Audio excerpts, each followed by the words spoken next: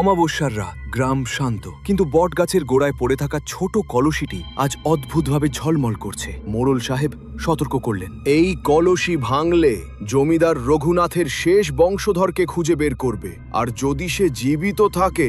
রহিম কলসিটি হাতে নিতেই সেটি নিজে থেকে কাঁপতে শুরু করলো। রঘুনাথের শেষ রহস্য কলসির গায়ে স্পষ্ট হয়ে উঠল নতুন লেখা, যে ভাঙবে সে হবে নতুন জমিদার, কিন্তু তার রক্তে মিশবে আমার পাপ। বুড়ি মালতী চিৎকার করে উঠল, ফেলে দে ওটা, এত কোনো সাধারণ কলসি না, এটা রক্তের বোতল। অদৃশ্য শক্তি হঠাৎ কলসি থেকে একটা লাল হাত বেরিয়ে রহিমের হাত চেপে ধরল।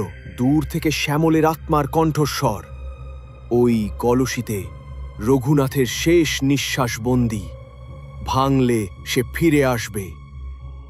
কিন্তু আরেকটি গভীর কণ্ঠ বলল, ভাঙ, আমি তোকে সব শক্তি দেব।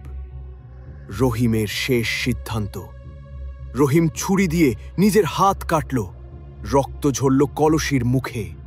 রক্ত স্পর্শ করতেই কলসি ফেটে গেল।